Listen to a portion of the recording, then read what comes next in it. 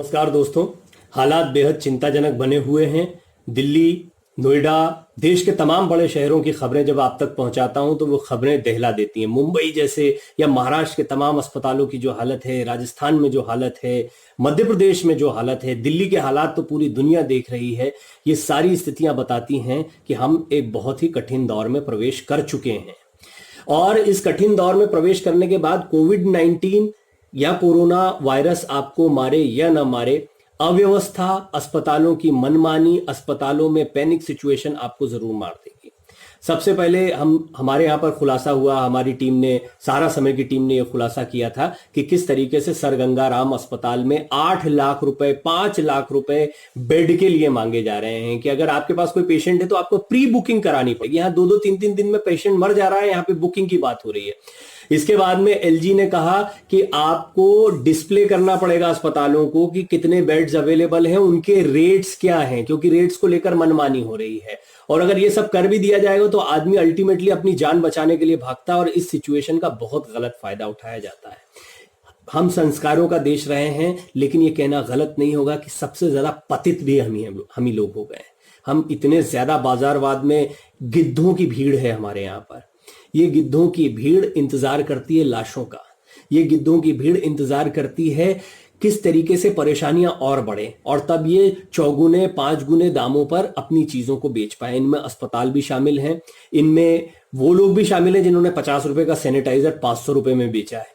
आप कितना ही कह लीजिए कि कोई समाज के लिए ये कर रहा है, वो कर रहा है, हम सब अपना काम कर रहे हैं और अपनी मर्जी से कर रहे हैं। मैं पत्रकार बनाऊं, अपनी मर्जी से बनाऊं। मैं ऑफिस जाता हूं, अपनी मर्जी से जाता हूं। मुझे नहीं जाना है तो मैं नहीं जाऊंगा, किसी को नहीं जाना है तो ना जाए।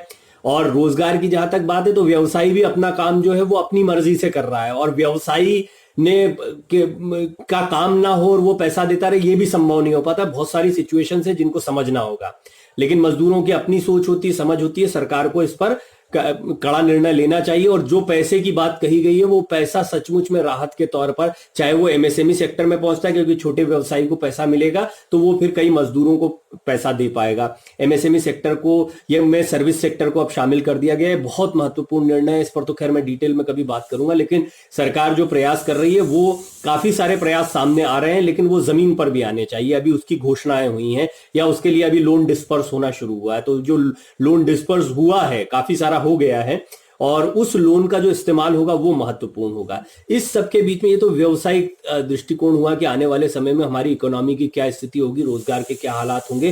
लेकिन सबसे बड़ी दिक्कत, सबसे बड़ी परेशानी है हमारी स्वास्थ्य सेवाएं। हमारे निजी और सरकारी अस्पताल तो बद से बदतर हैं। जलगांव में कल महाराष्ट्र में 80 साल की कोरोना पेशेंट की लाश बाथरूम में सड़ती रही, 4 दिन से सड़ रही थी, किसी को पता भी नहीं था।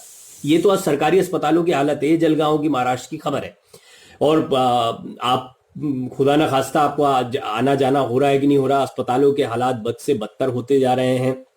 क्या प्राइवेट अस्पताल, क्या सरकारी अस्पताल। दिल्ली के मुख्यमंत्री केजरीवाल तो कह रहे हैं कि अब हमें 5.5 लाख हमारे पेशेंट्स हो जाएंगे, 80,000 से ज्यादा बेड्स की जरूरत अभी पड़ेगी, हमारे पास बेड्स अवेलेबल नहीं है। एलजी और उनके बीच में अलग खींचतान चल रही है। वो कह रहे हैं कि हम दिल्ली के लोगों का इलाज करना चाहते थे, लेकिन उपराज्यपाल कह रहे हैं कि पूरे, हालांकि मैं इस फैसले को सही नहीं मानता कि दिल्ली के ही लोगों का इलाज दिल्ली में हो या नोएडा में सिर्फ नोएडा के लोगों का इलाज हो। जिसको जहां पर जो अवेलेबिलिटी है वहां पर उसको इलाज मिलना चाहिए। और कुछ अच्छी खबरें भी आई, जैसे कि मेरे मित्र हैं पंकज शर्मा, उन्होंने तेंदुखेड़ा की कुछ तस्वीरें पेश की। तेंदुखेड़ा के सामुदायिक भवन में कुछ लोग कोरोना पेशेंट जो है वो ठीक होकर निकल रहे हैं। सामुदायिक भवन में जब आपको सुविधाएं मिल सकती हैं, या हमने एक खबर चलाई, या मैं आपको पहले बता चुका हूं कि आपके पास अगर स्टीमर है, आपके पास में अगर रेस्पिरोमीटर है, आपके पास में बहुत बेसिक दवाइयां हैं, और सबसे बड़ी बात, अभी हम देख रहे हैं कि ऑक्सीजन कॉन्सेंट्रेटर के रेट्स एकदम से बढ़ा दिए गए हैं। जो अभी कुछ दिन पहले 51,000 रुपए का था, मैं भी उसको देख रहा था अपनी माता जी के लिए, उनको जरूरत पड़ती है, तो वो अचानक से 80,000 रुपए तक पहुंच गया है। 29,000 रुपए का हाइक 4 दिन में।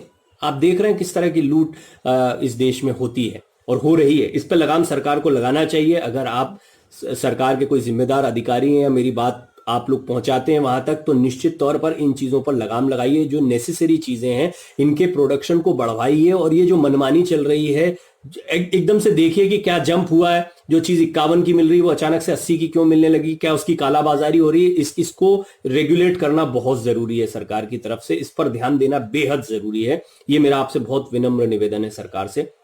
दूसरी महत्वपूर्ण बात यह है कि अगर ये 4-5 चीजें हैं तो कोई भी जगह, कोई सामुदायिक भवन कुछ ट्रेंड लोगों के साथ में आप कोविड वॉरियर्स को तैयार भी कर रहे हैं। नर्सेज हैं हमारे पास में, कई मेडिकल का स्टाफ, जरूरी नहीं कि डॉक्टर्स ही, डॉक्टर्स तो कई सारे जो हैं वो अब पस्त हो चुके हैं, और डॉक्टर्स से ज्यादा ये जो मेडिकल स्टाफ होता है ये महत्वपूर्ण होता है। तो केरल में कैसे कंट्रोल हो रहा है, मेडिकल स्टाफ ने बहुत अच्छा काम किया, सामुदायिक भवनों ने बहुत अच्छा काम किया, कम्युनिटी किचन ने बहुत अच्छा काम किया, इसीलिए वहां पर ये चीजें कंट्रोल हुई हैं। ये कम्युनिटी सर्विसेज हर जगह चाहिए, दिल्ली जैसी जगहों पर नहीं है। सब स्वार्थी लोग भरे हुए हैं यहाँ पर, और यहाँ कम्युनिटी जैसी कोई चीज देखने को भी नहीं मिलती है। दुनिया भर के लोग आए हुए हैं, किसी को बाहरी कहा जाता है, कोई खुद को बाहरी समझता है, बस इसी सब में मुंबई दिल्ली का कचरा हुआ पड़ा है। मेरा कहना यह है कि आप छोटे छोटे सेटअप्स बना सकते हैं जिनमें लोगों का इलाज किया जा सकता है, और ज्यादा सिस्टमेटिक तरीके से यह काम हो सकता है। एक पैनिक सिचुएशन को बढ़ने से रोकना होगा। जिम्मेदार कौन है इसके लिए? इसके लिए जिम्मेदार स्थानीय प्रशासन है। आप सीधे केंद्र सरकार को, राज्य सरकार को जिम्मेदार नहीं ठहरा सकते हैं। स्थानीय प्रशासन की जिम्मेदारी इसलिए ज्यादा बनती क्योंकि अल्टीमेटली वो इंप्लीमेंटिंग अथॉरिटी होते हैं। वो चाहें तो ये छोटे छोटे सेटअप्स, आप सबसे पहले उन चीजों को, अगर आपने टेस्टिंग के लिए कुछ जगहों को चिन्हित कर रखा है तो आप छोटे छोटे सामुदायिक भवन और उसमें किस तरह की टीम्स को रखना है इस पर विचार करना चाहिए। हम बेड्स की संख्या को बढ़ा सकते हैं, हम क्वारंटाइन सेंटर बना सकते हैं, तो हम कोविड के लिए अस्पताल क्यों नहीं बना सकते हैं? और इस पर काम हो रहा है, लेकिन वो इंफ्रास्ट्रक्चर बड़ा डेवलप, जो इंफ्रास्ट्रक्चर ऑलरेडी अवेलेबल है उसमें थोड़ी समझ के बाद एक सेट फॉर्मेट बनाना चाहिए। बहुत गंभीर पेशेंट हैं जिनको पहले से कोई बीमारी है और वो उसकी चपेट में आ गए, तो निश्चित तौर पर उनको एक अलग लेवल का इलाज चाहिए होगा। लेकिन ये जो आप 1 लाख 1.5 लाख ये जो एकदम से मीटर बढ़ता हुआ देख रहे हैं, इसमें ज्यादातर केसेस ऐसे हैं जिनको कुछ दिन के लिए अगर प्रॉपर तरीके से मॉनिटर किया जाए, उनको ऑक्सीजन और ये दूसरी बेसिक चीजें मिले, रेस्पिरेटरी ऑर्गन्स को कंट्रोल रखा जाए, तो वो ठीक होकर भी निकल जा रहे हैं। तो ये जो बड़ी तादाद है, इससे पैनिक सिचुएशन बनती, क्योंकि हर आदमी को लगता है कोविड हो गया तो अब हमको बड़े अस्पताल की तरफ भागना पड़ेगा, जिसकी जरूरत नहीं है। ये जागरूकता डॉक्टर्स की तरफ से लाने की बहुत ज्यादा जरूरत है। सरकार को, लोकल अथॉरिटीज को इसको इंप्लीमेंट करने के लिए एक अश्योरेंस लेना चाहिए, इसका एक मैकेनिज्म बनाना चाहिए। छोटे कम्युनिटी सेंटर्स को, या जो मेडिकल स्टाफ है, ट्रेंड लोग हैं जिनको, उनको ज्यादा से ज्यादा एम्प्लॉय करते हुए इन चीजों के काम को आगे बढ़ाना चाहिए। ये बहुत महत्वपूर्ण है इस वक्त, और आप पैनिक सिचुएशन को कंट्रोल कर सकते हैं।